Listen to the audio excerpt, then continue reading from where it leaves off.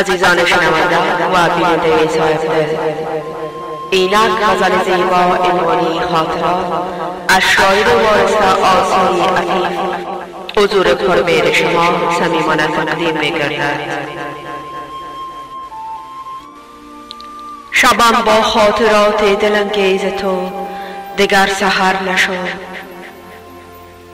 شبم با خاطرات دلانگیز تو دگر سحر نشد. چشمان خمار و نرگسی تو دگر میسر نشد. بوسه هایی که از لب و رخسار داغ تو داشتم، تا زنده هم غرق رویای عشق تو بار دیگر نشد.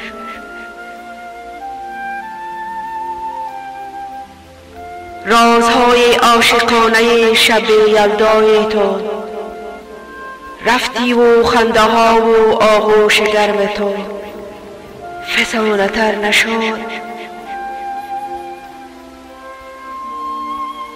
آغوش گشوده بودم تا وصل عشق تو باز بینم. آغوش گشوده بودم تا وصل عشق تو باز بینم. خواب و خیال رویای تو بود هرگز در بر نشد.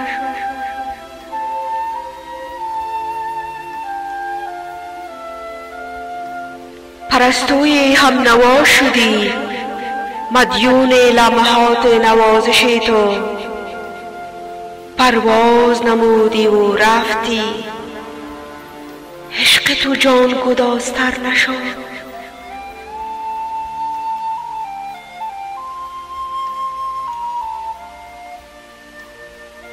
چهره گلگون خود در نقاب زدی تا چشم من ندید دیده های پرفروغ تو آب دیده تر نشد.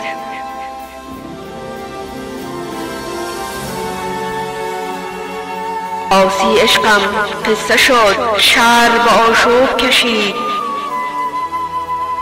آسی عشقم قصه شد و شهر به آشوب کشید.